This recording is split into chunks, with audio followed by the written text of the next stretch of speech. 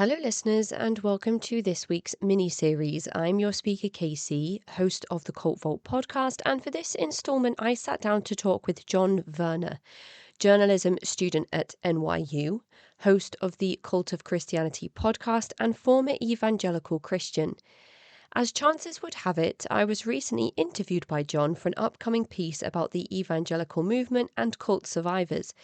That article was published this week, and I wanted to open this mini-series by reading you a segment taken from John Verner's Substack, which I will link to in the episode description. Part of the article reads, "Are ex-evangelicals cult survivors?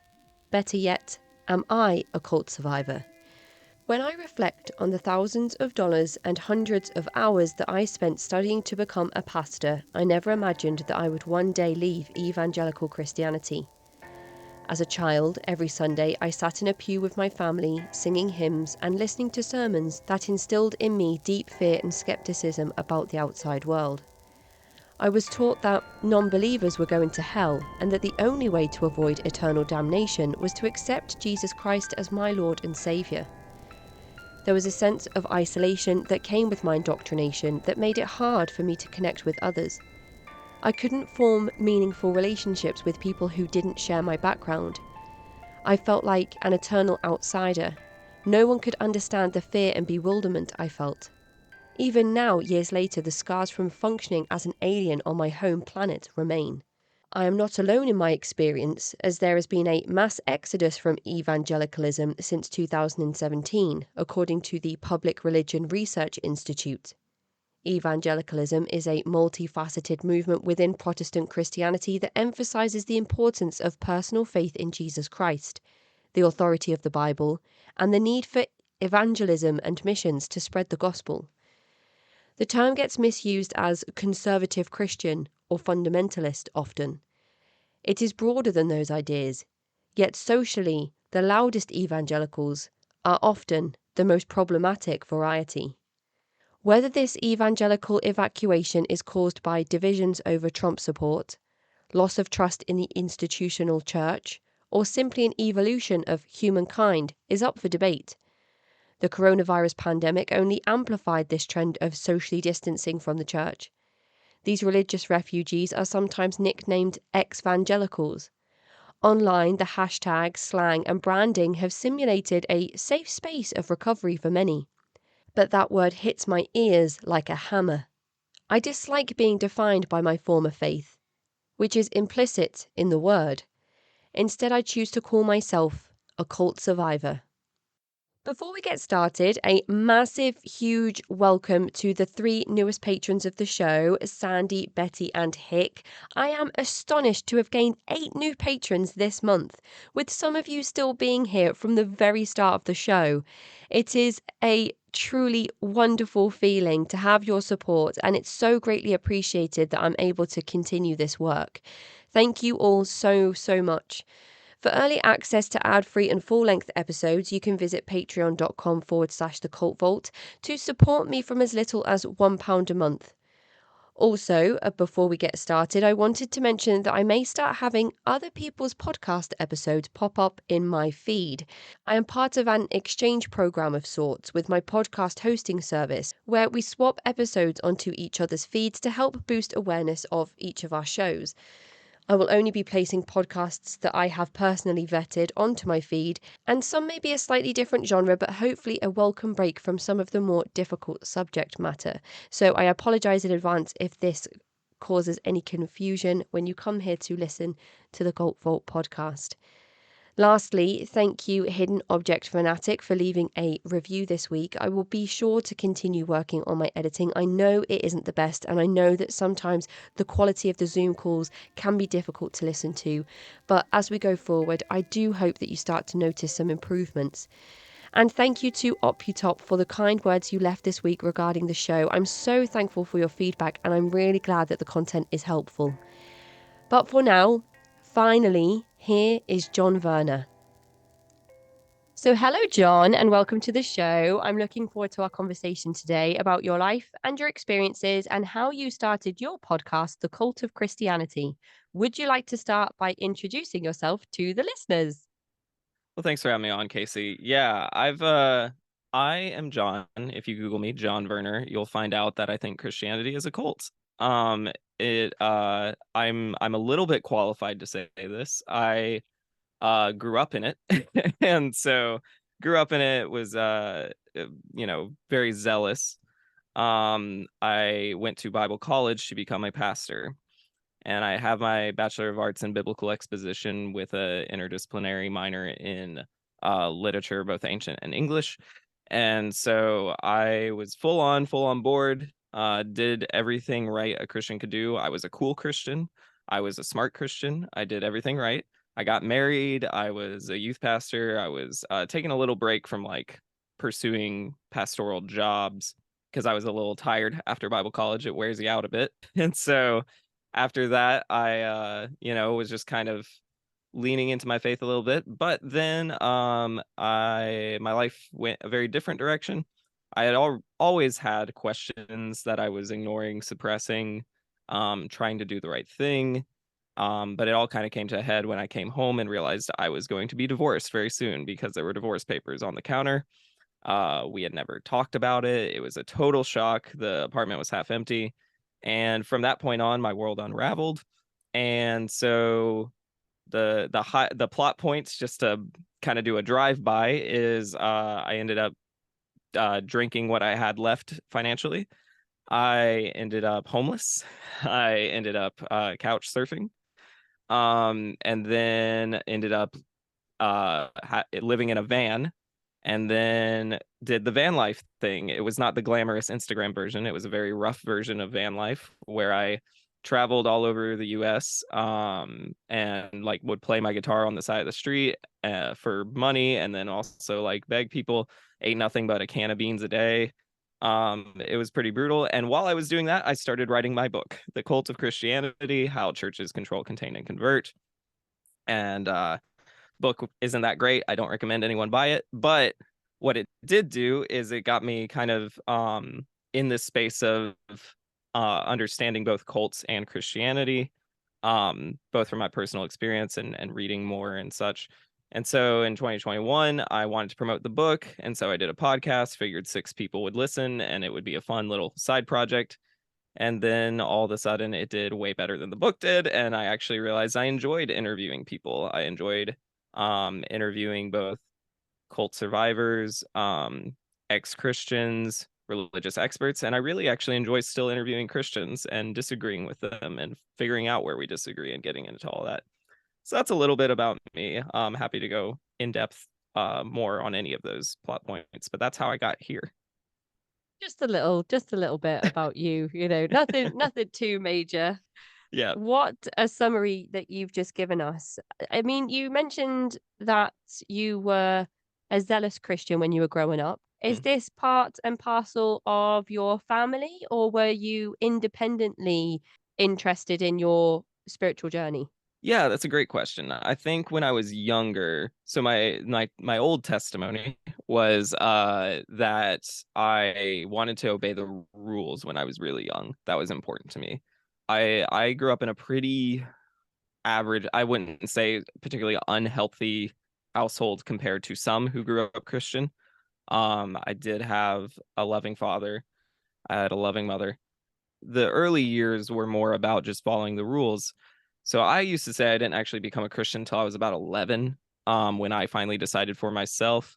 So from that point on, it was kind of my faith. It wasn't something I was just doing to please other people. And I made a very distinct decision. Part of it had to do with some Bible camp experiences that a lot of people have. Part of it had to do with just hormones rushing and like try intensifying and figuring out your own identity. The real zeal came about age 17 when I felt the call to be a pastor. To this day, I still can't explain to you what that is or what it means, or if I was just tripping myself out, what that was. But apparently, Jesus was telling me to go be a pastor, and I said, yes, sir. And so that's why I did that. So it definitely has some like family ties, but I would say for the most part, it was my faith. I owned it. In terms of your education as a child, did you grow up in traditional public school or were you homeschooled? Yeah, I was homeschooled all the years of my life. I was a very particular kind of homeschooled. Some people refer to it as unschooling, which is basically I chose my own courses. So my education was kind of like the way I describe it is I was like, it would have been amazing if it had right information. Because the methodology of learning made me a very good learner because I was, all school was homework, all school was self-motivated, but I was learning about how the pilgrims were great, and I was learning about how the earth is was created in 6 days by God, and how it wasn't ever this bad, but implications like yeah, humans rode dinosaurs or whatever, just kind of the silliness that you get in particularly conservative Christian circles. Was your educational material, although you could choose what you wanted to learn, was it provided by a specific service? Yeah, it was provided. I believe it was called Christian Liberty Academy. I don't know if it's an actual academy or if it's only for homeschooling. But yeah, they would send in like the test and like the stuff, and then you send it back. So it's not like my parents were ever grading anything. It's the system is supposed to encourage like actual education. Which so I mean, so there's horror stories from other, especially people in the US, who when they were homeschooled were subject to like really bad education through and through. And I would say my education was bad in the sense that there was too much indoctrination in the actual material, but the methodology was fine. It's unfortunate that, isn't it? Because I feel like, especially in the UK, education needs a big reform. It's Mhm. very exam based and very exam heavy. And I was speaking to John Atack the other day, who said that Finland is the leading country on test results because they do one exam at the end of the year for each subject. Mhm. So instead of having all of these exams that kids are supposed to do, Mm. it's one exam at the end, and then the kids do so well that it puts Finland at the top of the board. And I don't know, countries and politicians are very particular about those things. So it's unfortunate that people aren't taking more credence from student-led and pupil-led curriculums.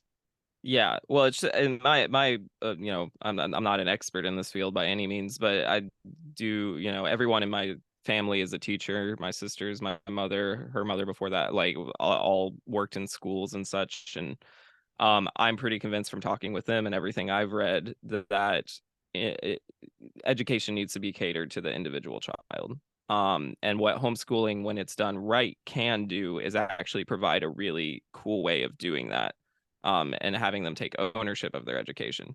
What's bad is when you're homeschooled, especially if you, I don't know, have an abusive family or a family that, brain does the work of the cult, brainwashing their children. You're not exposed to mandatory reporters. You're not exposed to people in school who can give you new ideas. When it becomes very insular, that's what's really dangerous about So now I'm really interested in your sister and your mum being teachers it. and you being homeschooled. Is there a story behind that? I wouldn't, nothing too in depth, I wouldn't say. Just it was more just like a personal decision. Just the public school systems, at least where around where I lived, were not held in high regard. And private education was probably too expensive. I mean, it probably was just kind of a simple math game. So your book, The Cult of Christianity, I love alliterations and I feel like your book title is, can you just say it one more time? The cult of Christianity, how churches control, contain, and convert. I joke with people, you can take the kid out of preaching, but you can't take the preaching out of the kid. It really is just like something I learned when I learned to be a pastor, and I'm good at it, and so I guess I stick with it. People will say, have you read John Verner's book? No, what's it called? Well, the shortened version is Yeah, right, exactly. It's great. I absolutely love it. And you gave us a bird's eye view of your journey through Christianity. Mhm. And at 17, you had this experience that you can't explain, which I think is, well, from interviewing other people, you might be able to answer this better than I can, but I think that that is not something that's too uncommon. It is something that is experienced amongst members of religious groups, and often can be a catalyst in keeping somebody from perhaps thinking about leaving a religion. Mm. Yeah, I mean, I think I think that's maybe the point to really hone in on, because um a lot of people, I'd say this all the time, a lot of Christians actually agree with me when I point out the problems in Christianity. They don't want to admit it sometimes, and they kind of, are slow to be precise in their disagreement or agreement. Um, but what is very true is that the thing that keeps people in these groups is, well, how do I explain what I felt? They can't answer that question. How do I explain? Because when I was like a youth pastor, I used to tell the kids, Jesus should be as real to you as any of your other five senses, if not more real. Um, that is the type of thing you hear, and the type of thing that gets parroted, and the type of culture that's created in all sorts of cults, but definitely in Christianity. So when you've convinced yourself that Jesus is that real, or your spiritual experience is that real, how do you then go back? How do you then say, I guess that was my head? I guess that played tricks on me. There's two reasons that are top of mind for a reason someone wouldn't want to, change their mind about that experience. One is it's embarrassing. It makes you feel duped. It makes you feel like you're too stupid to think that someone pulled, the wool over your eyes. So like that's one reason. And another reason is maybe that experience was the closest thing to love they felt at the time. And that's like a breakup. That's hard. That's hard to say goodbye to that. So it's very natural and interesting. I don't, I'm not a materialist, I'm not a rationalist. I leave room for spiritual possibilities. But what I just said actually recently in another podcast I was on is those experiences with me are negotiable. I don't know what happened. I'm not going to pretend I know what happened. If someone can tell me what happened, I'm all ears. You know, I know what I thought at the time. I know what I felt at the time. I know I don't think that's what it was now, but I can't tell you what it was. And I think that kind of open-mindedness is amazing and great. And all humans should have that open-mindedness. And I think it's the exact thing that cults don't want you to have. Cults want you to know exactly what it was, and it's what they're telling you it is. I think that's quite a profound thing that you've explained there, because often in journeys of deconstruction or recovery, I think that I've had conversations where people have said, so it wasn't a religious experience because I'm no longer religious, so it must have been this. Kind of Mm-hmm. replacing one reasoning for another. And Mm-hmm. actually, what you've said there is, maybe it was a spiritual experience, maybe it was this, maybe it was that. And I think that that says a lot about your introspection and how you've progressed on your own journey. Do you think that that's through your own work that you've done independently, or through the work that you've done on your podcast, speaking with other people and gaining their perspectives? Yeah, that's a good question. I don't know. I think a lot of it is just who I am. I think I'm an imaginative person. I think it would be a really boring life if the only things that are what we see. I think it's a beautiful thing to engage your imagination in other things. But I believe that has to be so introspective. That has to be so person to person. And the second you say that reality is a bigger reality, a more real reality, you start running into trouble. I think for me the progression of that um was something like, I'll put it this way in the Christian context. You can see Christians do things good for other people, like real sacrificial type giving, real sacrificial type love, a version of love, anyways. When they're expressing that, their connection to what they believe is the divine, their connection to God, does add something. I don't know what it adds, and it adds a lot of bad things in practice. but personally, it makes them feel things that are not a typical person's experience, or a typical a mundane experience for a person. So I think it's just always been part of my worldview, and I've never deconstructed that because it's not harming anyone, it's not harming me, and it's not harming anybody else, and so I don't need to get rid of it. If it was pointed out, or I realized that it was harming me or someone else, then I'd freaking get rid of it. But for right now, I think it's a beautiful lens to see life through. Yeah, that sounds great. That sounds. I think we all need to adopt a little bit of John Verner into our lives. That sounds. Oh gosh, don't say that. That's what cult leaders say. Oh yeah, but I mean, the cult of John Verner. Does Yeah, that have a ring to it? No, maybe not. I hope not. So at 17, you make this decision to pursue a pastoral role. What are the next steps? Is it immediately finding a Bible college to enroll into? And how long does all of that take? Yeah, I mean, it really depends, especially in the US. I think it's something like 40,000 denominations of Christianity, and they all have their own little ways of doing things. So uh, the denomination, the specific brand of Christianity I grew up in, was a little bit more on the heady side of things, a little bit stuffy, a little bit traditional, and kind of bookish. And so no one preaches in that denomination without a master's degree, specifically an MDiv, a master's of divinity. I did not want to wait. I was like, God said now, I'm doing it now. So I was searching for affordable options for a undergrad degree for preaching, and the most reputable one that came up was Moody Bible Institute. Uh, this was in 2012. They were a little bit more reputable then than they are now, and it actually was a fairly good education. So I apply the again, the degree is Bachelor of Arts in Biblical Exposition, just teaching the Bible basically. So with that degree, you could either teach the Bible in like a private Christian school or become a pastor, youth pastor, things like that.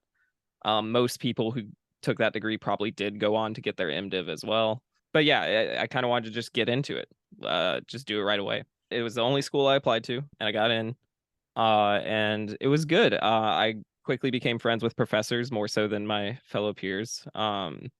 It was the most Christians I had ever been around. My life was kind of wonky that way, that most of my social circle were not Christians growing up, at least in high school years. And so, I enjoyed that kind of like rawness and realness as like a break from my Christian life. And then when I went to Bible college, there was none of it. There was no rawness, there was no realness. And so I kind of didn't fit in very well socially, but I excelled academically. Like I really enjoyed the classes, and I enjoyed learning how to speak. When I'm feeling especially sarcastic, I'll say I have a degree in TED Talks, because it's basically the same formula. And so I learned how to, public speak very well, and that's fun. So yeah, that was kind of the next steps for me, at least. And then I did some internships, some youth pastoring, that kind of thing. You said that Bible college afterwards, you had a bit of a break from pursuing a pastoral role because it wore you out. Is it Yeah. because there was no rawness and realness, and it was quite exhausting to go to class after class after class and it all relate back to the same subject matter? Yeah, definitely. That was a huge part of it. Another thing, just larger context, I graduated in 2016. And so that was quite a year for evangelicals. I was never a fan of Trump. It kind of was a little earth shattering to realize that not only were some evangelicals for Trump, or like what I was kind of expecting during that election season, because 2015 is when we're starting to talk about all this stuff, so I hadn't graduated yet. um I was expecting people to maybe say I prefer Trump to Hillary. I was like, not, that was never going to shock me. What did shock me was being a fan of him and loving him. That was confusing. I was like, this guy, one, definitely not a Christian, definitely BSing it. Like, there's no chance this man spends any time in the word or in church or anything like that. But like, he got worse and grosser and like bad, like really bad, especially during election season. I mean, it was always terrible, Biblically and bad as well, like yeah, but biblically like bad, by their own posing for standards. Yeah, photos with the Bible upside down and all sorts of things, yeah, and people are all like, oh, sorts of look at this wild Christian things. man. Yeah, I mean, it's just clearly a grifter, right? He was just clearly like appealing to a base. But I was dumbfounded that evangelicals were falling for it. So I got into like a lot of like, it's amazing to me how liberal I was perceived at Bible college when I look back on those days and perceive myself so conservative compared to now. Um, and so yeah. And so that was kind of also happening at the same time, was this great big social event that is very much steeped in evangelical culture, that was also happening and also jading me, and also being like, really, like this is who we are going to be known as? Like, aren't we, like, doesn't the Bible say we're supposed to be known for our love, and this is what we're going to be known for? That was also really hard to like operate like in any serious way as a Christian during that time. You graduating in 2016, you're married somewhere around this time. Does it happen Mhm. before or after your graduation? So yeah, I started dating my ex like freshman year, and we divorced, or sorry, we got married in oh God, it's been a minute now. In July of 2016. Okay. Oh, so a big year for you then. Lots of Too much going various on that year. yeah. Lots of different things. And this is somebody that you met at Bible college? Yeah. Yes, correct. So you met each other, got married, you thought everything was okay, but there was other stuff that Yeah, you didn't realize that. I was in a lot of denial in those days. I don't talk too much about it publicly, just for out of respect for my ex. But what I will say is the I was a bad husband through and through. I was jaded. I was very apathetic. I was bored. I was definitely gaslighting. I was on a kind of like bordering on sociopathic and just my ethos. Like I was just not caring about anyone or anything and doing my own thing. So I would even say I was emotionally abusive, and that's sad. I hate that. I've done a lot of therapy to try to process through that. But what was making it worse the whole time was, while I kind of knew I was failing, I was more worried about failing God than failing the person I actually loved. Um, and that's what's really sad about the cult, right? Is you can't even focus on the things you need to focus on because you're so worried about pleasing the guy in the sky. But what it really turns out to be is pleasing your pastors and your immediate cult leaders that are around you. And so it makes me very sad because I think it's for the best that we split ways. But I wish we could have split ways in a very different way, in a much healthier, caring, empathetic way. Well, thank you for sharing that with us, John. You said before we hit the record button that anything you say on air is fair game and you own everything that you say. And I think that, again, your willingness to speak about yourself being responsible for potentially harming others, again, speaks to your healing and your own introspection as well. So I do appreciate you offering that to us. And then finding the divorce papers, do you feel like that was the moment where you began to question your faith because it was so kind of out of left field? Or was there a kind of slow build up, or a significant moment that wasn't this one where you thought, I don't Mhm. know what I'm doing here? Yeah, I mean, it's all I like to say trauma compounds and turns into one big thing, and it's hard to kind of peel back the layers and figure out what happened when. What I'll say, I'll go back in time a little bit to 16-year-old John. This is in the opening chapter of my book. I talk about, I'd written a letter to my church leaders, basically calling them out for some bad behavior, where they were, I had broken it into categories. It was something to the effect of, they were very disrespectful to teenagers. They just were rude to us. Um, They had really unbiblical, is what I would have said at the time, but really bad views of music. And they were kind of one of those churches that was like, if it wasn't written in the 1600s, it's evil. Which There's I'm nothing like, bad oh, happened then. well, it's so funny because all those hymns that they love so much are literally drinking songs that like were taken from bars and put in a church. So it's just like what? But then I was also taught they were super Protestant, so they were really against Catholics, and they would just commit hate speech against Catholics. I mean, probably the most brutal anti papal speech you could ever hear. Um, and that really bothered me because I was like, wait, they're Christians. What are we doing?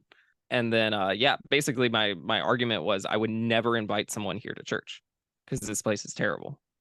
And like, what are we doing? Aren't we supposed to go save people? So why is it so bad? And so what came out of that letter was me being confronting them confronting me, who's to say. It was I was invited to the church. They had this boardroom, and in the book I say it looks like The Apprentice, like at the Donald Trump's old show, like it's like that kind of boardroom. And my dad and mom were there, but I asked them if I could face them alone because that's part of the owning my own faith thing. And then they ripped into me for 3 hours, 4 hours, told me all the ways I was sinful. To this day, I still have long hair. It's up in a bun right now. But one of the reasons I have long hair to this day is because they told me my long hair was sinful. Because I was trying to look like the world. And they told me the way I dressed was inappropriate, the way my friends dressed was inappropriate. They said I hugged girls at church too long because this is a direct quote. If you hug a girl for more than 3 seconds, you'll get a boner. And I'm like, that sounds like a personal problem. but Yeah. yeah, it was just pretty brutal, and they got me to tears. I mean, I was crying. It was actually a really important moment for me and my dad because my dad storms in and he goes, "Who was yelling at my son?" And it became Oh, a oh, oh, moment. oh. Yeah. I'm sorry. I thought this was your parents saying this to you. This is in No, a this was right. So the you're church right. You're leaders. waiting. You're waiting to speak to your parents separately, and this is the Yeah, church leaders. they were waiting outside the room. Yeah. Oh my Yeah. goodness. Yeah. I misunderstood you there, and I was Yeah. going to ask, like, well, were your parents pressured into saying these things themselves? Yeah. Because it's just sounded like No, my so. parents would never say anything like this. They are not perfect people. And I have radical worldview differences from them. But the thing they would never do is lay into someone for 3 hours. And the fact that these grown men thought it was okay to do this to a 16-year-old still kind of baffles me. So your But dad bursts in the room and tells them that they need to stop. yeah. Yeah. So yeah, me and his relationship. I mean, me and my dad are best friends in a lot of ways still to this day. He doesn't listen to any podcast or read the book, and I don't blame him. And I don't really want him to. But he knows about it. You know, it's no secret. And yeah, so that was a good moment for us. But what it did was that whole scenario, because at the end they were like, "We'll give you the last word," and the last words I say are, "I don't recant anything I said," which is a paraphrase quote from Martin Luther, when he was what he said to the Catholics, and they worshipped Martin Luther at this church. So it was a little bit of my first witty tongue-in-cheek moment with church leaders too. But ever since then, I realized I don't need to just trust whatever a pastor says. I don't need to just trust whatever a cult leader says. And so that's what started that. So ever since then, I had tons of like religious trauma stories ever since then, but that was the first one. And so when we get to the point where I'm at divorce papers, that point I'm not leaving my faith. If anything, I'm clinging to it harder because that's what I know, right? A lot of people do this when they're going through trauma, they cling harder to their faith. But what's interesting is I was the church me and my ex were going to was not only treated me badly but treated her badly. She had not experienced the same levels. She had experienced some bad stuff with church, but not the same levels I had. And I was warning her. I was like, this could get ugly really quick because they'll want to be involved. They're going to want to do it their way. They're going to want us to stay married no matter what. Like, you know, these are the kind of things that are going to happen. And yeah, the one of the big moments, there were two big moments. One was more personal, one was more internal, one was more external. The external one was I had just gone out to breakfast with a mutual friend of me and my ex's, and I was basically telling her, "Hey, if this goes south, take her side. I won't hold any resentment to you. Like that's the way our dynamics worked out. I will not be offended if that's how that happens." In the car, I get a call from my pastor, who we had scheduled a meeting to kind of give him an update on, because we had started seeing a relationship coach right after all this. We were trying to figure out if there was a way for us to stay together. And so he gets a call. He says, "Hey, we got a meeting tomorrow." And I'm like, "Yeah." And he's like, "Do we really need to meet?" And I go, "What?" He's like, "I mean, like, are y'all just gonna say you're leaving the church?" I was like, "No. Like, we were just gonna come in and update." He's like, "Well, you're not doing it seems like y'all don't really care what I have to say, so why are we even doing this meeting?" And I was like, "Excuse me?" He was like, "Well, we've told you things to do, and then like we hadn't shown up to church in like 2 weeks because we were burned and tired and whatever." And I was like, I won't say his name, but I said his first name, and he was just not having it. And I was like, "So you're gonna be the reason I don't go to church ever again?" That's what. And he was like, "Well," I was like, "Seriously, why should I? This is the same shit, different day." And I'm sick of it. So that was kind of the more external moment where I was like, enough. I've had enough. But that was more about church. What really changed internally was a conversation I was having. I won't say with who. Um, and they were asking the age-old problem of evil question. How can a good God let bad things happen? And they were saying it specifically in the context of what was happening in my life at the time. And I started literally start talking about Adam and Eve and how the fall and this, and it's actually merciful for God to save any of us. And before I even finish the spiel, I stop mid-sentence and I just look at them and I go, "I've been brainwashed." I'm like, "I don't believe Wow. any of that." I'm like, it's just the script. It's the script I've been given. It's the script I've been given for that question. I'm just following it. And that was kind of the bigger moment of, I think I'm done. I think I'm done with this. That is wild. Just in the moment, the thought just occurred to you. Yeah, because what did I really think that I deserved the feelings I was having, or the person across from me was having it was just such a like earth-shattering, like, this is a cult. And I had called other types of Christians cultists before. The more extreme I thought they were, it was kind of my pejorative. But that was the moment Feel where I was like like, that's "Oh, it's quite all of them." a religious thing to do, though, isn't it? Like any group that's not Yeah. your group is a cult in one of the definitions sense as well. Not, I think it's like if it's not a traditional type of Christianity, it's a cult. In I can't remember which Yeah. dictionary defines it that way, but there is a definition that and that's what the show, I think the premise for the show Cultish is based on, any type of Yeah. Christianity that is not that the two or three hosts align with, Mhm. then it's cult like, which is just a whole other kettle of fish for another day. Yeah. Yeah, definitely. Wow, that's a wild moment. You're sitting in this meeting and you're realizing in that moment that what you're saying is not what you believe, and it's just what you've been taught to say in response to that specific set of events. That's Yeah.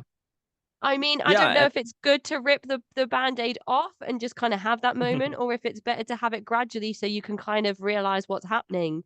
I would say it was where do you go gradual. from there? It was I w- gradual, okay. because it started younger, but it was just it was a what, 6 7 year slow burn of ripping the band-aid off.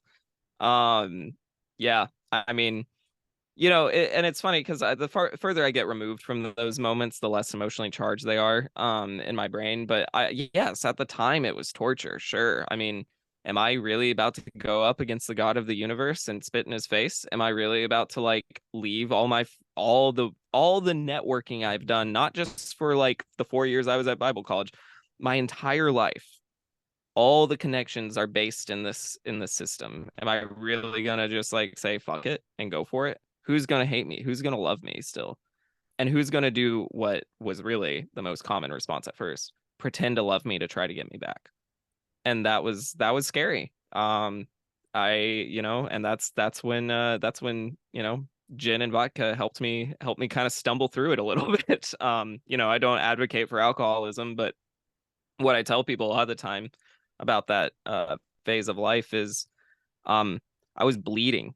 I was bleeding and I had to throw something on, so I reached for duct tape. And is don't put duct tape on a wound, but sometimes that's all you got. And that's all I had for a while. And then years later, I had to rip the duct tape off, and that was ugly and not fun. But I'm glad I had the duct tape when I did. In a recent chat that I had with Ken Garrett around spiritual abuse and religious trauma, he was talking about you might recognize spiritual trauma in an individual if they are self-destructing in some way, which may include self-harm through Hmm. um through through physical self-harm, Yeah. through drinking or through taking drugs, or things like binge eating and excessive coffee consumption.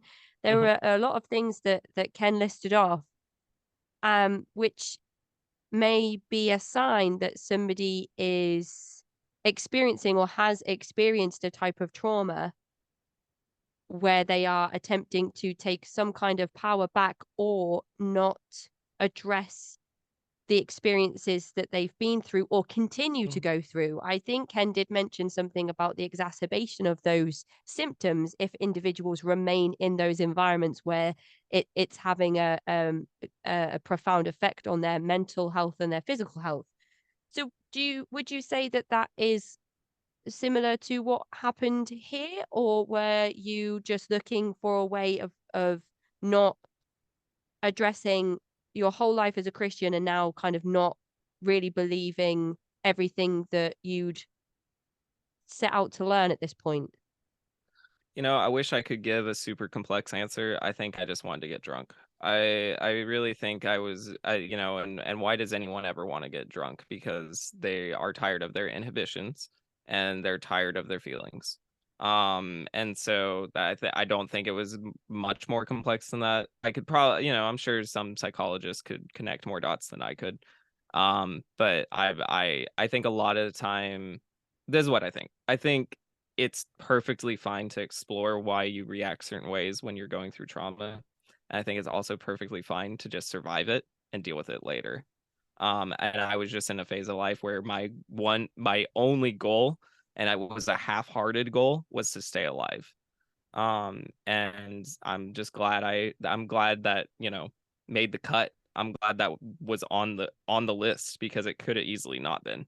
And so yeah, that's about complex as as complex of an analysis as I will do on it. When we speak about cult survivors, there's a reason why the term survivor is applied. So there is more complexity to what you've said there than perhaps you realize at first, kind of at first. I don't know what's the alternative to glance. At first hear, Mhm. at Yeah, first sound. Um, yeah, I think that there might be more complexity to what you've said there, um, than just wanting to be drunk, because some people don't survive these yeah. situations, and some people don't recover, and I think that it's important to recognize that. um there are lots of people listening, I imagine, that have been in a situation where they weren't sure whether they would or would not survive. So we should take a minute to just be thankful for anybody that is listening, and to you being here today, John, that we are able to have this conversation. Absolutely. So you had a slow waking up, Hmm. and then you had a period of a chaotic destruction, Yeah. and you lived on the road. Then you decided to write your book. Hmm. Did you do any deconstructing in between those two periods, like reading up on what other scholars are saying, Oh, or hell anything no. like that? No?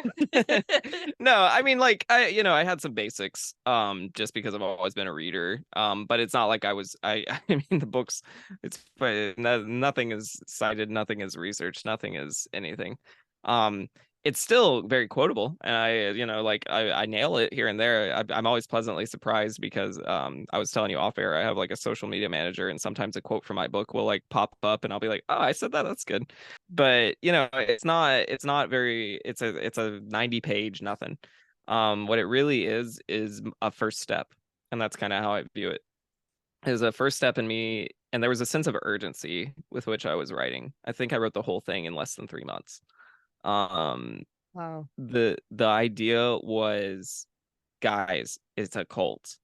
And like a lot of people have, kind of pejoratively said it here or there, but they usually say it in the context of all religions, and they usually are just kind of like, I don't know, the word is not, I think the word is very poorly defined, and is confusing to many people.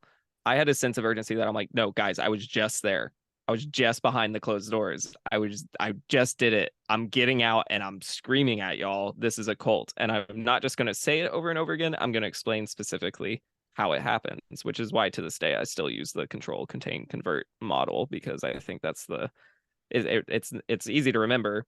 It's also funny because the first three words, or first three letters in each word, is con, which is kind of fun. But yeah, I think like that provides a model for what cults are. So that book was really me just kind of saying it and saying my basic argument. So listen to the podcast, don't buy the book. I think that's the first time I've spoken to an author who's been like, yeah, I've got a book, but don't promote it. Yeah, don't buy it. Maybe it's reverse psychology and there'll be some spikes in sales after our Anti-marketing. conversation. Yeah. So your I did put this as the first question, but I just, after your bird's eye summary of Mhm. your experiences, I had to just go with that because it was far too interesting to be like, so Christianity, is it a cult? But my Yeah. first question was originally going to be, let's start with the big question. And perhaps the Mhm. name of your show already answers this. Is Mhm. Christianity a cult? And does that mean that all religions are cults? Because this is an age old discussion that you will Mhm. see in the cult space, whether it's on Reddit or Twitter or a BuzzFeed article. Yeah. Answer first question, yes. Answer second question, maybe.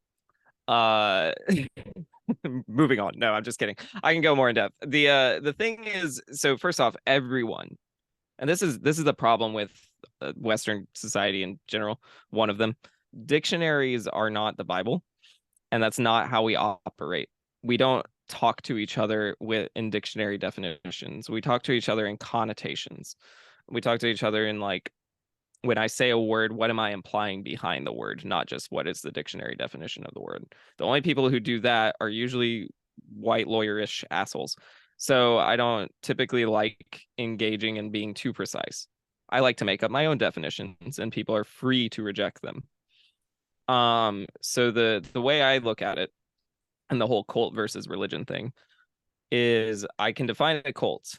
What I'll say a religion is anything that's still, well, this is what I'll say. This is a cult. We'll start there first. Cults are not defined, they have indicators. So a cult controls, contains, converts. I say that all the time. And I can explain what each one of those is at some point.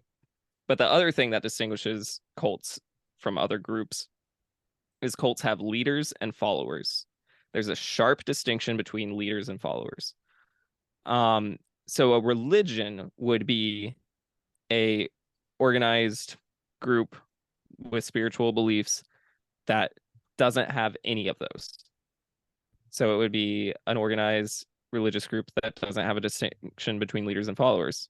Have fun trying to name one. That doesn't have a goal of controlling everybody. That doesn't try to contain people to very specific ideas. That doesn't try to contain people to very specific literature, very specific ways of thinking. And it doesn't try to convert anybody. It says, you live your life, I live mine. So all those religions are not cults. That is, I always see the argument unfolding and I'm like, yeah, I'll see what these answers say. And I don't think I've read anything that sounds like what you've just said there. I think I've just read a lot of people saying, yeah, I was part of this and I was part of that. And I would say it's a cult, but that's not really offering an explanation. Yeah, How and did you again, come people can about that disagree with me. explanation? How did you is that something that again kind of became clear to you over time? Well, I prayed to God and he told me. No. No, I think it did it was I recognize patterns, right? And what seems to be a pattern in cults across the board is that distinction between leaders and followers, and they try to control people, they kind of contain people.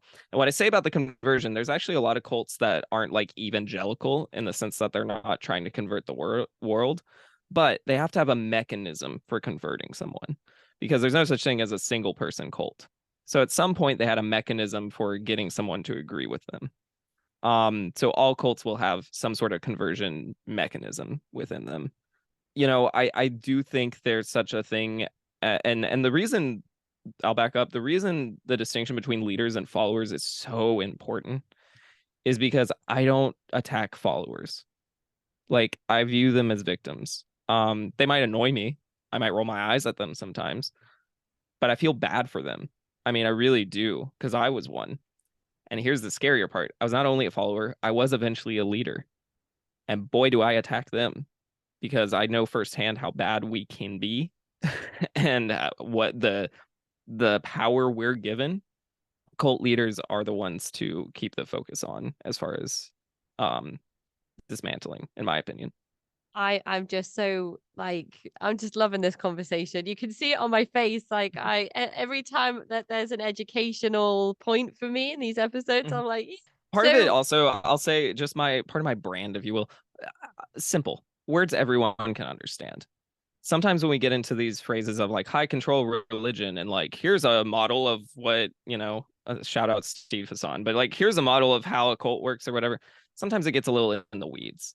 yeah, um I and do I do use those terms, but it's more for litigious reasons than anything else. I yeah, don't like to say the C word when I'm addressing a specific group because yeah. that can land you in hot water. But I Oh mean, yeah, I if you want to use that word when you're talking about your experiences, then power to you in that, I think. mhm. Yeah, yeah, for sure. And I always tell people too, the particular Christian cult I'm concerned with the most is white American evangelicalism, which is a very specific thing. I just think sometimes I'm more right than I mean to be. And I think that some of the things that happen outside of the white evangelical American bubble, under the umbrella of Christianity, are also very cult-like. But there's probably some room for some Christians who might not be cultists. I'd love to meet one someday. But I think there can be room for that. I I do you I don't know, this might cause more of a headache than not, but do you keep up with the Christian nationalism that's taken hold of America? Is it Sure. something that you keep an eye on, or do you try not to? No, I mean it's coming. It's been coming. I mean it's here. I mean it's not coming. It's our foundation. In some sense. Not completely. It's changed. It's evolved. I mean, Americans have been nationalists for a very long time, specifically white nationalists for a very long time. Christian nationalism, now that just they're naming it and they're saying it, good on them. Glad they're being honest. Like, I don't really have, as far as fear goes, things can only get so much worse than they've been. It's like it's yes, it's a bit of a drain to talk about sometimes, but yeah, I'm very aware of what's happening, and I'm very unsurprised by all of it. Oh, I think it's scary. Every day there's a new news article that kind of makes my butt cheeks clench, kind of like oh, is that really what's happening? And who's to say? Because at this point, I don't even Yeah, know who's reporting what factually. And then you say, oh, it's like turning into the Handmaid's Tale in Gilead over in like Florida this week, for example. So we're recording this on yeah. the 3rd of February. Um, so this episode won't come out for a few weeks, and I'm sure things will have developed by then. But you say, "Oh, that's a bit scary," and then some people will say that's left-wing media, and they're not reporting anything accurately. And I'm all the way over here in the UK, and I'm like, I don't want to visit Florida to Well, find out what's true. as a member of the left wing media, I will tell you that it's it's all true in the sense that things are bad and they're doing bad things and we should be holding them accountable over here. It's just not out of nowhere is kind of Hmm. my feeling. I'm like, I mean, again, it's kind of mind blowing to me sometimes how uneducated a lot of even more liberal people can be over here. Of like, do you not under like do you just not know about like about what about how Christians viewed slave genocide of natives, how they viewed slavery, how they viewed this, that, and the other, how they viewed things 40, 50, 60 years ago during the civil rights era. This is not even ancient history. So yeah, I mean it's Perhaps very frustrating. successful rebranding in Well, terms they're of we're so adaptable. loving. We are the most loving people because we Well, that's just been part live of the for DNA Christ. forever. That's been part of the DNA since the Crusades. This is love for us to go, Oh gosh, yeah. I don't know how you hurt can people. how you can spout love during like I don't even know what's the step up from genocide because the Crusades was pretty bloody. Yeah, Well, very it bloody. was a righteous war is what they called it. Yeah. So somebody left a YouTube comment on one of my videos the other day and said, "Why do your interviews always turn political?" And I think this is a good point to say Hmm.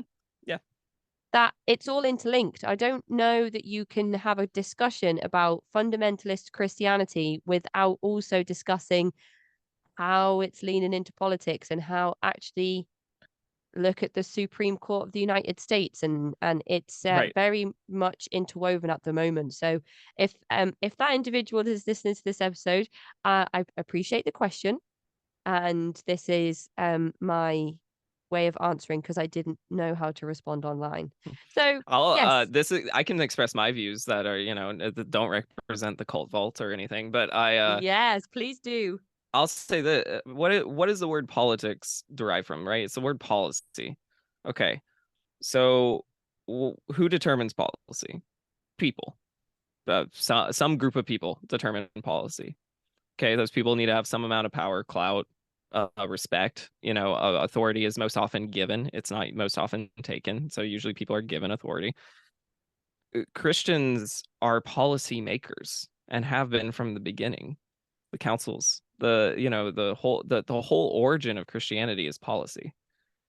For hundreds of years, and still to this day, think of the Pope. I mean, how much political influence. So to me, when people talk about separation of church and state, I kind of laugh a little bit. I'm like, separation of what? Like, yeah, that sounds great. When has it ever happened? And it's gotten worse. I mean, in our damn country, we have fucking excuse me, we have under God punched into the Pledge of Allegiance. What do you mean separation of apolitical? But your existence can't be apolitical because your life is determined by policies that other people make. And what really shows the more you want to be apolitical is your privilege. Now, that's not me saying you have to vote a certain way. I don't actually like I'm not a preacher anymore. So I don't want to tell you how to vote. I don't want to tell you what to think about individual politicians or individual policies. I just am going to get a little bit peeved if you're going to tell me that linking Christianity and politics is like somehow a crime when Mm. it's just looking at what has happened.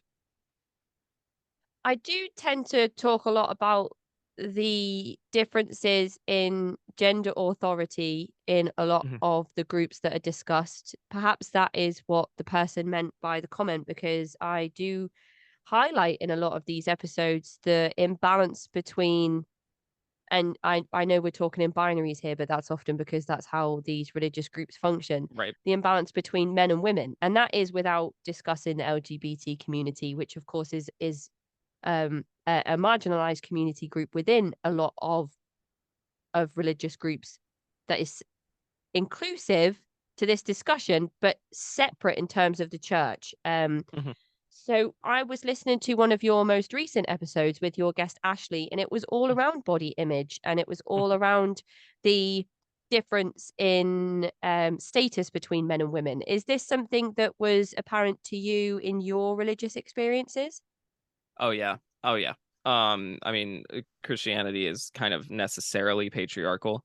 The more progressive versions of Christianity that try to undo the patriarchy still deal with it culturally, because America, the U.S. at least, is quite patriarchal. Um, Sometimes it's not as bad as women being property. And but it wasn't that long ago women couldn't have bank accounts. So just culturally, we're kind of chicken and egging who shot first, Han or Grego or whatever. But like the big thing is, it's part of culture and it's part of church. I think there's a reason for it. An argument I've made both in my book and my podcast is, some people call it umbrella theology because it's the whole God is the largest umbrella. Right under that is the husband, then the wife, then the kids, and each one has authority over the thing directly under it and submits to the thing directly above it. Terrible theology, but whatever. We won't go into that. The big thing is there's a reason they want that formula, and it's a very simple, practical reason. If I have a family of five and I want to control five people, what's easier? Control each five individual or control one of them and that one's in control of the rest? What's even more sinister is, what if that guy, if you choose the guy, and all them if you choose the guy and all your leaders are guys, and you have sort of a similar communication style, I mean generalizing of course, then that makes manipulation even easier because you can know how the person's operating. And then even worse than that, who's more inclined to be violent? In other words, beat someone into submission.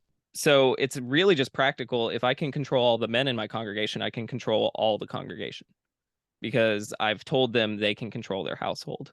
So it's just really an efficient way.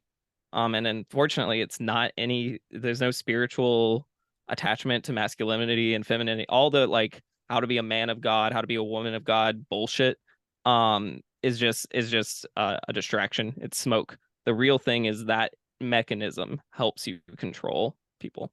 What you said earlier about realizing that pleasing God was actually just pleasing your pastors with this Mhm. umbrella theology and this mechanism of control, in that Yeah, sense, then it's the pastors that control the husbands and the fathers that control the daughters and the wives and the children. yeah, it's very ugly. It's very, very ugly. And it makes me feel kind of uncomfortable, but like quietly enraged as well. Yeah. Because of course I don't and haven't experienced that environment, but how many hundreds of thousands of people are? And how many hundreds of thousands of people are not even existing authentically because they cannot, whether that is because of consequence of physical punishment, emotional abuse, shunning. It's sad to think that religion does that to people.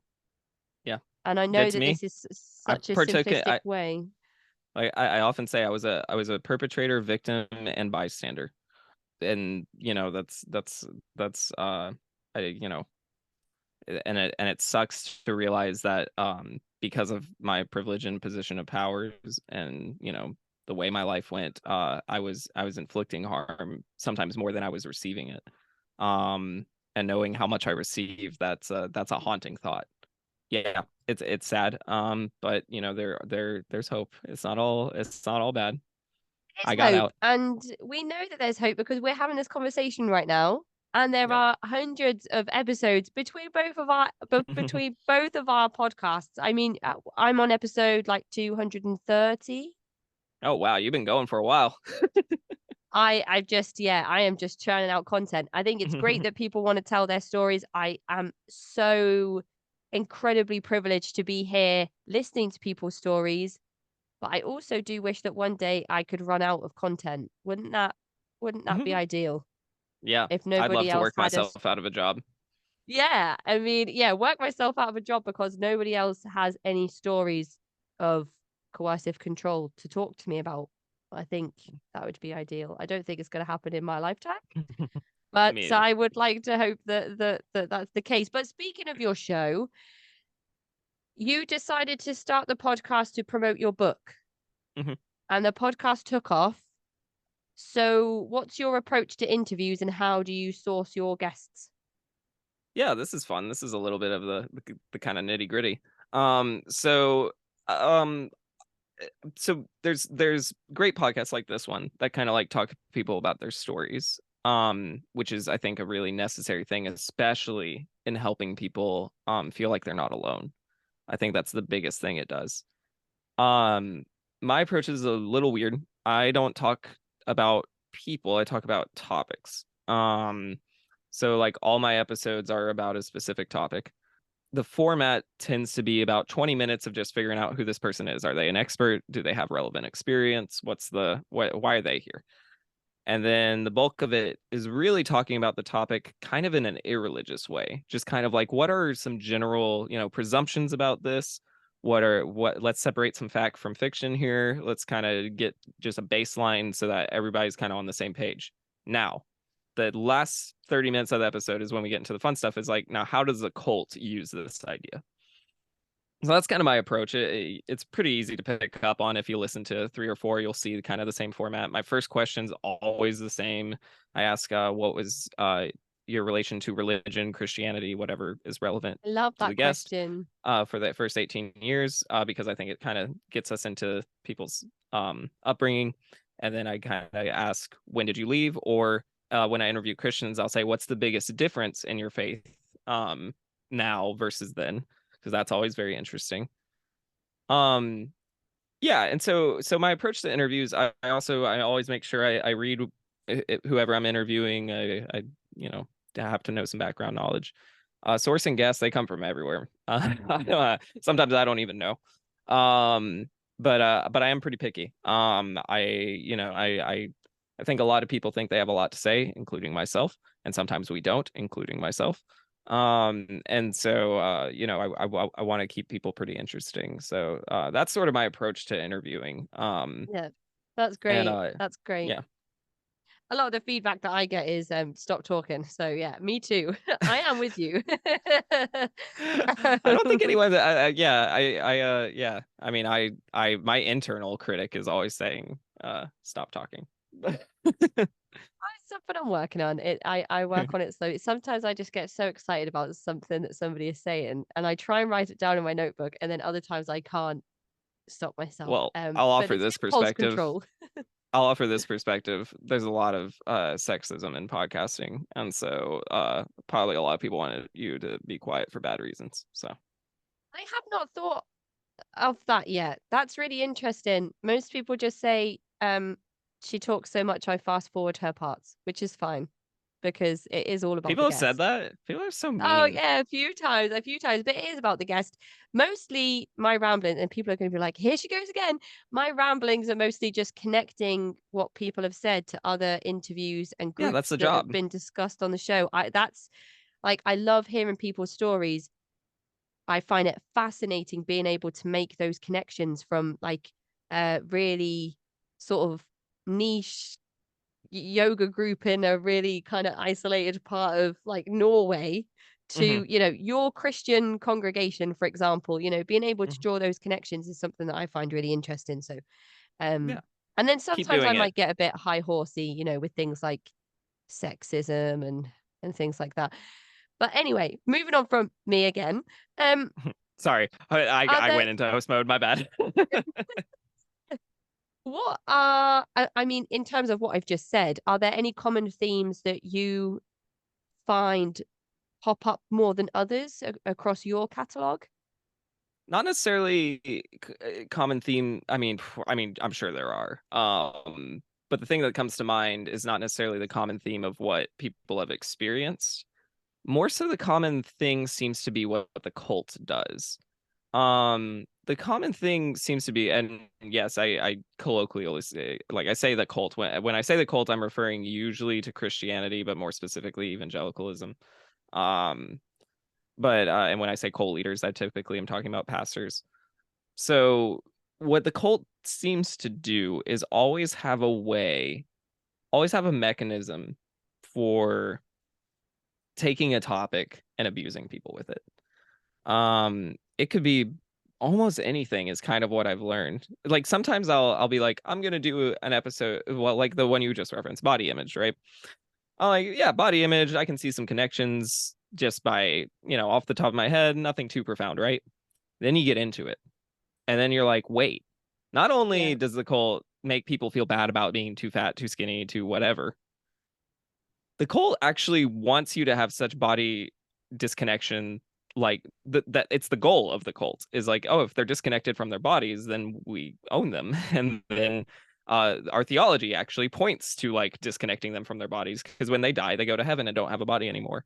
Like it seems like so like insignificant at first, and this has happened many times with many different topics. Humor, I have an episode about humor. Yeah, the cult might tell some jokes to get people to listen to their sermons. Yeah, we can all kind of think about that. Maybe it does go a lot deeper than that. Maybe it actually mirrors something that happens in the comedy community that is also about labeling people as good and bad, and like, and the sexism comes out and those kind of things. So that's kind of the theme I've noticed is I'm like, whatever surface level critique you can make, it actually can go way deeper when you start understanding Christianity as a cult and not just a religion or a group of people. Well, as somebody that's been to Bible college and done extensive education around the theology as well and the teachings, I suppose you're able to go into those specific passages and scriptures that might be used in that way to generate that effect on people, like a version of body dysmorphia, for example. Hmm. Yeah, definitely. I like to also emphasize a lot of the time the Bible ain't got nothing to do with Christianity. Because I've studied both, and so they're not as connected as the Christians wish that it was. Um, One of the thing, another little catchphrase I say sometimes is, you cannot understand theology if you do not understand sociology.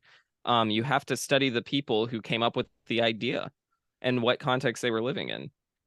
Is John Calvin gets a lot of shit, as he should.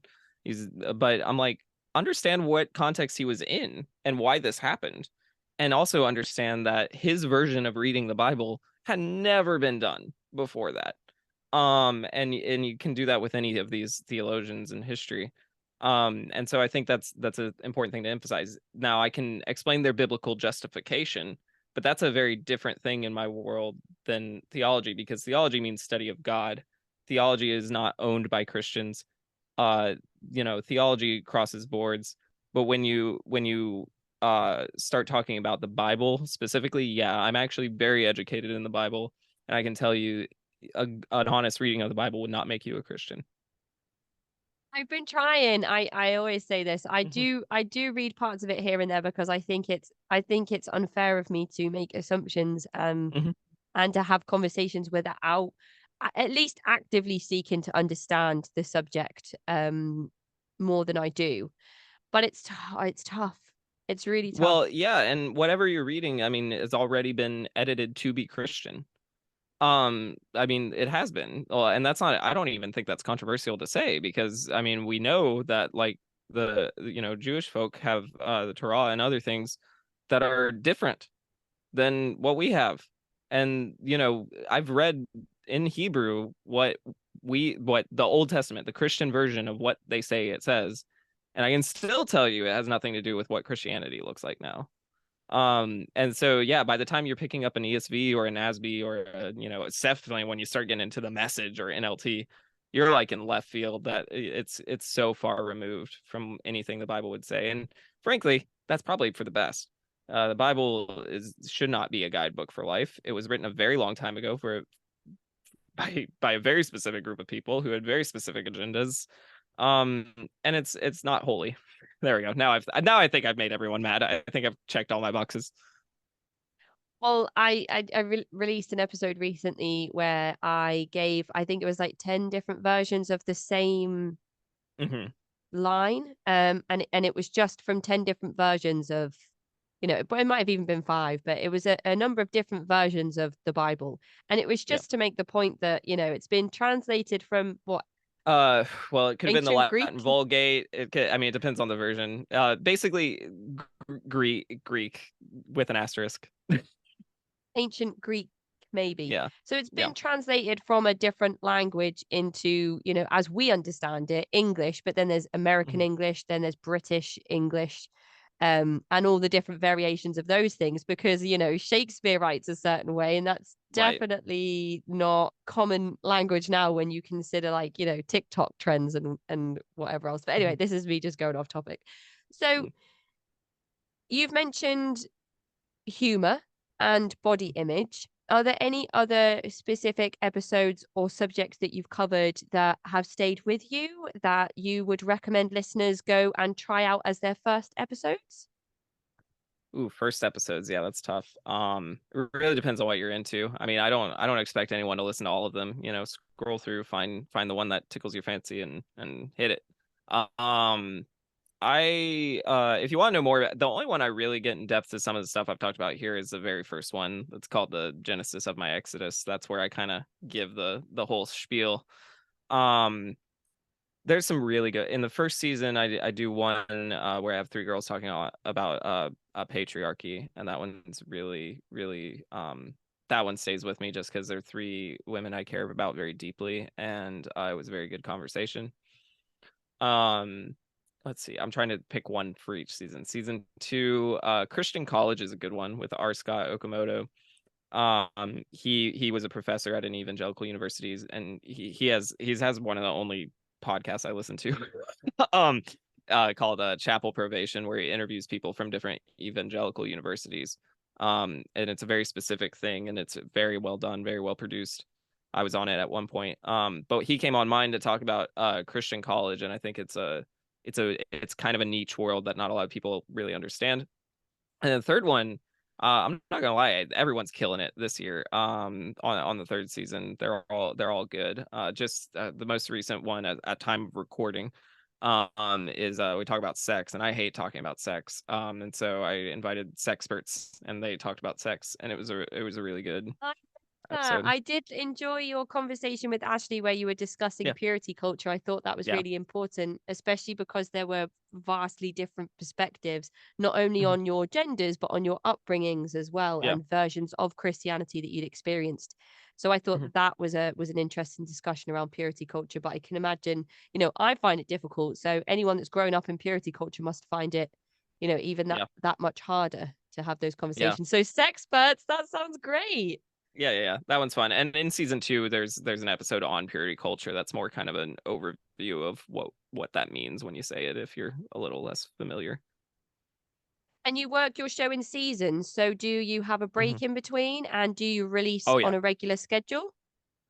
Yeah. They're weekly right now. We're in the middle. Well, actually, yeah, let's see. By the time this comes out, it'll probably almost all be out for season 3. So I might be on a break by the time listeners are hearing this, which sounds amazing. I can't wait. I would love to. I'd love to be on a break. I take long breaks. I actually take about half a year off. Um, and that's what I do for my mental health because, believe it or not, it's not always fun to talk about this stuff over and over again. It's tough. It's really tough. And in terms of that break, is it a complete break, or is it planning the next season, or doing Yeah, like I'm always editing? I'm always working. There's always things happening. And I do have like subscriber level that there's always stuff on the subscriber level stuff. But I don't ever ask anyone to give me money because I'm not a cult leader. So that's for I people to have a find of their own Patreon volition. though. Oh no, I have a Patreon. Am I trying to That's start a fine. I'm cult? I'm being I'm being self-deprecating. Please pay me for my work. It's important to pay people for work like this, including myself. I just like to joke that please don't give me money. It makes me feel weird. Don't give me money, but also like it helps so much. But if it's laying around. Oh no, I offer a $1.50 tier. I think that's for Oh yeah. full length episodes. You get them a few days early and there's no ads. And I think that's a great deal. Wow, that is $1.50. a good deal. And you get a That's shout that, out that's as better well. than I do. Here I go shilling my Patreon in the middle of an No, interview. it's good. It's good. Do it. Do it. Now that you are in the middle of season 3, do you Mhm. have any plans for the future of the show, or anything that you'd like to do specifically with the podcast? Yeah, the podcast, I don't know. I don't know. It depends on how many people give me money. The more money I make, the longer I'll keep But it up. don't give No, me money. but don't give it to me. Kill my project, please. No, more realistically, so I've mentioned to you, I'm a journalist, right? I'm studying journalism at NYU right now. And it's great. I do cult and church investigations. I freaking go in and I figure out what's going on. I'm kind of foolish that way. And so no, it's honestly pretty it sounds more badass than it is probably. But I you know the I will continue to do that. My career direction will take me that way. And I'm actually speaking at a couple conferences, one in March, so that's already happened in the listeners' eyes, but also another one in June.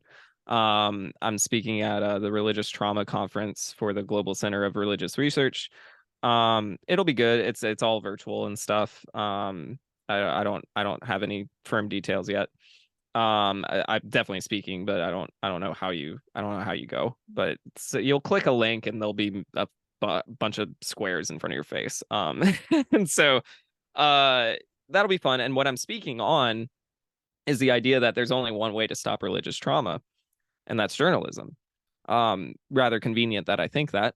But the reason I do is because I think so much of what we do in religious trauma work is really reactive. We're waiting till people get out, figure it out on their own, and then we try to help through telling them they're not alone and like other things we would do with trauma, like therapy and encouraging healthy mindsets and the rest of it. That's all well and good. We should keep doing that. Don't stop.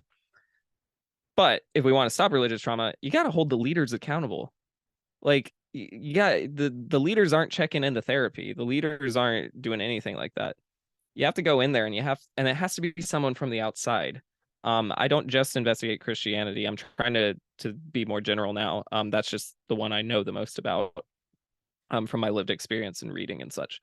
But yeah, I think you have to actually go into these spaces, and people who aren't part of cults need to be the ones investigating cults.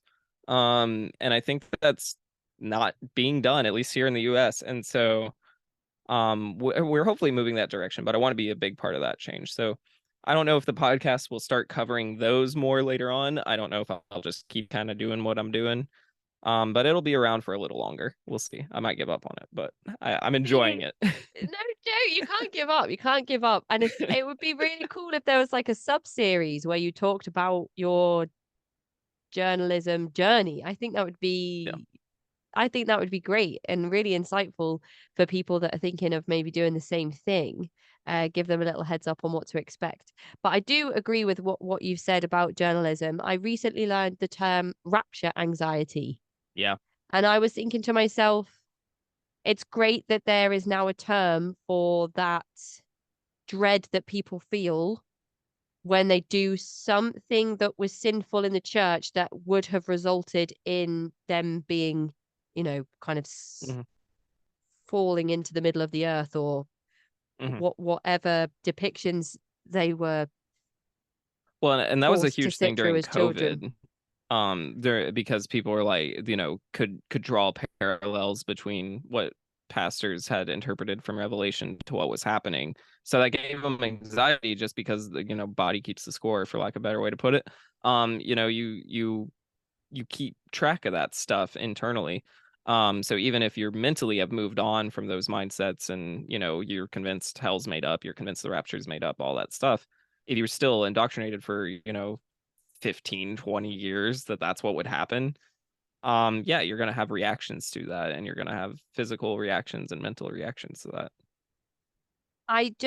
I've heard so many people talk about it, but never knew that there was a term that was being applied to that It's new. reaction. Religious trauma is actually a very new term. I mean, like relatively speaking, I mean, I don't even think it's 2 decades old yet. It's a very new No, term. I don't think so. I think that if I wasn't reading articles, and this is not research articles, Mm. this is just Right. articles around, well, cult news is what I was Hmm. was looking at, and came across an article where they were talking about rapture anxiety. And Hmm. I don't know that I have the bandwidth to look at researched articles and Hmm. papers around the subject of religious trauma. Without that journalism, I wouldn't have realized that Yeah. that term exists. And I'm not accessing therapy for religious abuse or Right. spiritual trauma. And I think that might be one of the only other places where you would come across that type of terminology. Yeah. So making that accessible for individuals that are not in recovery or who haven't had these first-hand experiences, as you've just said there, it's really important. So Yeah, yes for journalism. at minimum it gives us a shared language, right? And like a shared like understanding of things that because again, I think there's a lot of good-hearted Christians who actually don't like the cult behaviors of their church or of churches in general. They just don't really have a language to describe exactly what it is or how like when occasionally I'll be on a Christian podcast or have a Christian on mine, and what I've learned, and there's a very specific reason why I talk about it as a cult. What I've learned is no one's actually ever argued the point. The like pastor across the board, they're like they're forced to say a couple of things. They're either forced to say, well, it's not the only one, or they're forced to say, well, it's the right one, it's the good one. But they can never deny that it's a cult when I break down how it operates. Yeah. And I think that's very telling, and I think that should be emphasized more. So, just before we finish up here today, John, can you please tell everybody where they can find your podcast and not your book? Yeah, you can find whatever you want at thecultofchristianity.com. You'll find anything you could possibly want and more there. Yeah, give it a listen. I have really cool guests on. And I do want to say that like don't I'm against cults across the board. I'm not just against Christianity. Against all cults. And I think it's really important to understand that yes, some things I say are emotionally charged. Um, but why they are emotionally charged is maybe a good question to ask. Um, and know that this is done from a place of empathy, and this is done from a place of really caring about people. This has nothing to do with anyone's personal religious beliefs. This has nothing to do with anyone's spirituality. This is about how a cult controls, contains, converts, and harms people.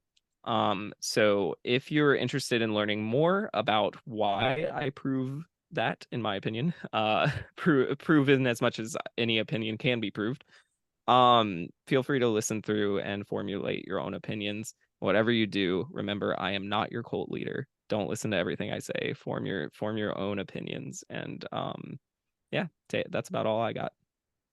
I love that. Is that the disclaimer taken straight from your website? Oh, I don't know if I say it on my website. I'm probably like, give me money here, give me money there. But that's just what we got to do in the biz. You just said it so well and so polished that it felt like, this if you go on John's website, this is what you'll find. Listen to me, but don't always listen to me. Yeah, listen to me as a choice. Don't listen to me as an obligation.